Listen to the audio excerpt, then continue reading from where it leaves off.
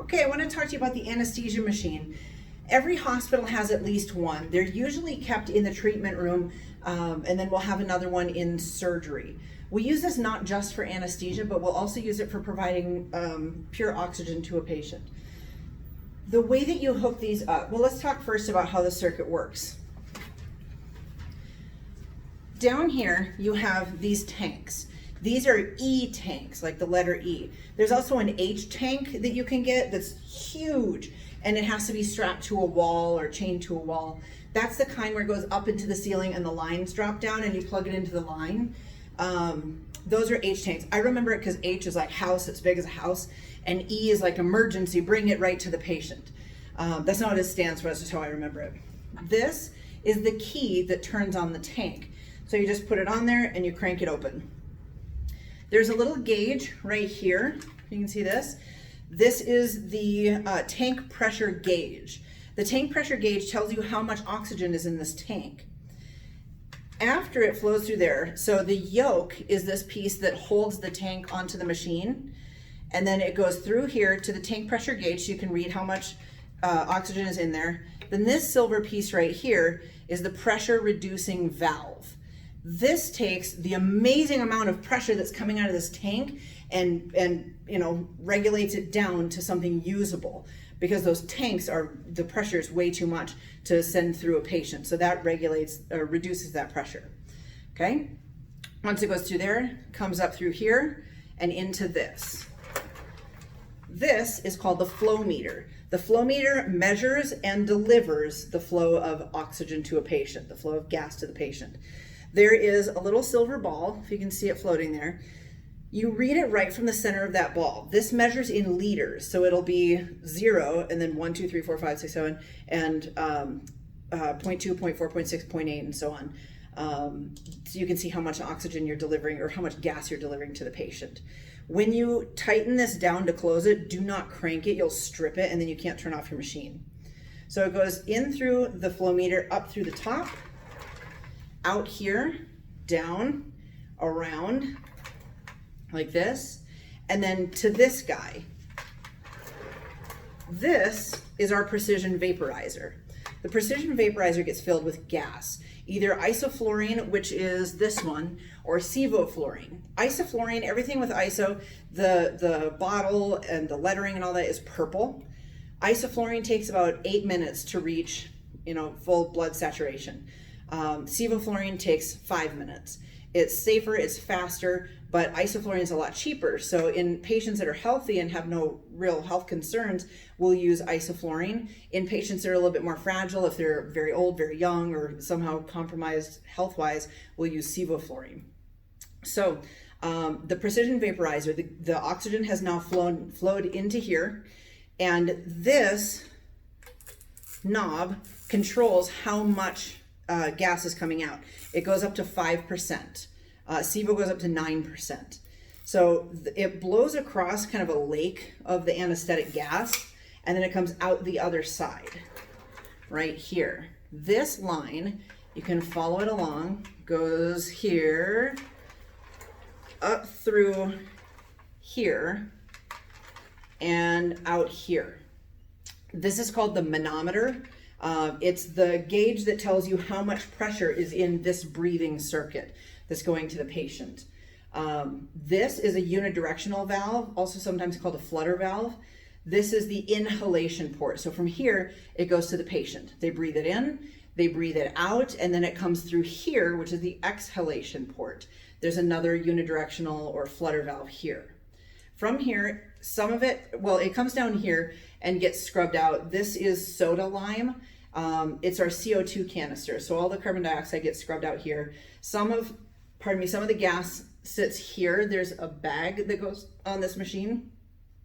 So when they exhale, some of it goes down to this bag. It drops down into the soda lime canister as well to be cleaned out. And then the rest of it comes up through here and out. This right here is probably one of the most important pieces in surgery. This is called the pop-off valve. The pop-off valve, almost all the time, has to be open. Has to be open, has to be open.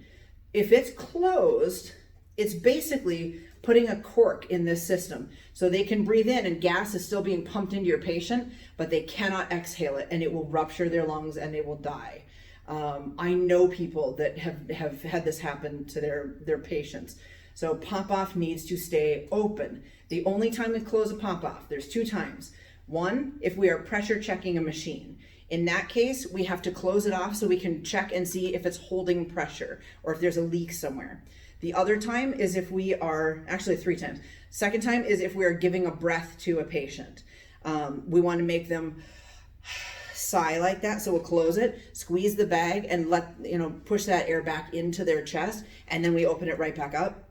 The third time is if we are using an induction chamber. That's the thing that looks like a plexiglass aquarium where we put small animals into it. We have to have it closed then, otherwise the gas just comes right back out of it and it doesn't get to the patient correctly.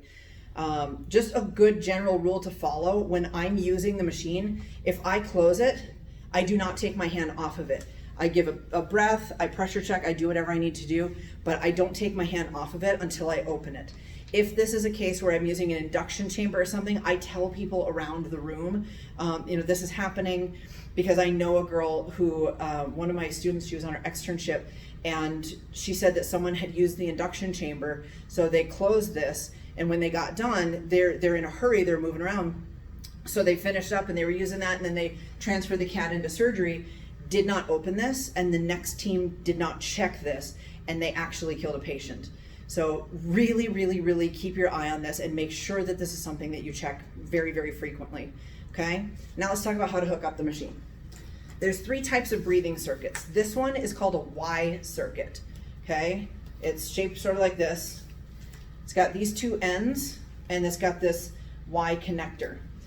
These 2 ends get hooked onto the machine here. There's no special way to hook them up. They can go one way or the other because they both come to the same point, okay? When you connect up a machine, this is all plastic. So don't crank on it. Don't push it super hard because you'll crack the plastic and then you'll get leaks. The other part that you're gonna need, these are reservoir bags. So say for instance, I need a 1 liter. This is calculated based on the patient's tidal volume, okay? This gets connected up down here. So I would feel for this, there it is, okay? Now, my anesthesia machine is hooked up. So my gas comes in, goes up here through the flow meter, through the vaporizer, out to my patient here. They exhale it through here, comes back in, goes down into my reservoir bag, goes into my CO2 canister, and then comes out through the pop-off and dumps out. One thing I forgot to show you is the end point of all of this is this. This is a scavenger system. There's 2 types of scavengers. This is called a passive scavenger. It's a charcoal canister. It just sits here and absorbs the anesthetic gas. The other type is the one that hangs from the ceiling that you plug into. It's got, the active scavenger has a very light vacuum that will kind of softly suck away the anesthetic gas. But ours have a passive scavenger system on them. Okay, so with this Y circuit, my machine is now hooked up. The other kind of circuit, and these come also in different sizes. This is the tiny little pediatric ones. The regular size ones are about that big around, so a little bit bigger. This is called a universal F circuit, like the letter F. I don't know why, but it looks like this. It's the same thing as that one, but instead of 2 tubes, it's 1 tube inside the other. The benefit to that is, if you look at it here, 1 tube inside the other. So they breathe in through that blue tube and then they exhale around it. See how the air goes around it? What they are inhaling is warmed by what they are exhaling. So it keeps the patient just a little bit warmer. So that's the benefit to it. There's also less hoses and stuff in the way then. So this one, this is your inhale, gets hooked there. This is your exhale, and it gets hooked there. And it doesn't matter if this goes up or down or however, you just wanna make sure this one's on the left side and this one's on the right side. And then this is the hose that goes to our patient. Okay, so that's the universal F circuit. The last one to show you This is called a non-rebreather. The way that this works, or who this is for, I should start with, if you have a patient who is under 7 kilograms or 15 pounds, they need to use this, because these, think about it like this. If you're sitting on the bottom of a lake 30 feet down and you just have a straw to the surface, you cannot, your lungs are not big enough to draw in fresh air and then exhale out what you inhaled to make it to the surface. Your lungs just aren't that big. With little tiny animals under 7 kilograms or 15 pounds, they can't, their lungs aren't big enough to move air down this entire thing. So they get a non-rebreather. Those other ones are rebreathers, where they rebreathe the air that they exhaled. It comes from here back into the patient a little bit. Whereas this one, this non-rebreather, the way that it works is right here on the side, right here. This has gone through the flow meter and picked up oxygen, through the precision vaporizer and picked up anesthetic gas, and has come out here and it's ready to be inhaled by the patient. But instead, I'm gonna steal it right there and I'm gonna plug into it. So now I get that here, okay? So that's coming to this. This connects to my patient. When they exhale, it comes out here to this bag. You always use a half-liter bag on this, because when you calculate out their tidal volume, they're gonna need a half-liter bag. If they need more than a half-liter bag, they need more than a non-rebreather.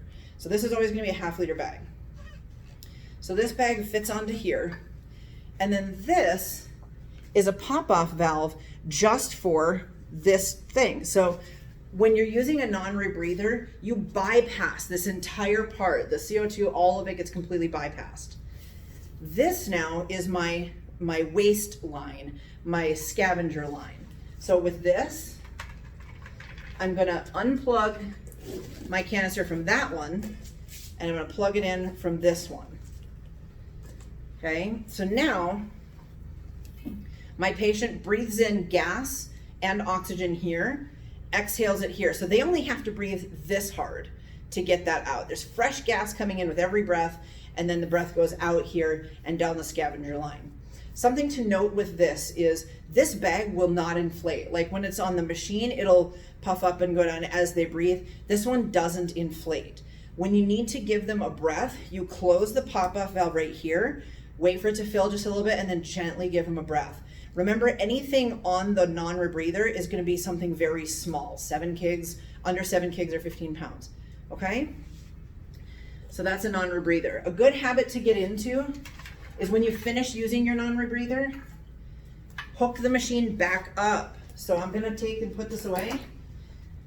I'm gonna hook my machine back up here, and I'm gonna hook my scavenger line back up here, just in case, because if there's an emergency and someone needs this machine right away, I don't want them to miss the fact that I accidentally left it here. So leave your machine ready to go in case of emergency. Okay? That's the anesthesia machine, all of its parts.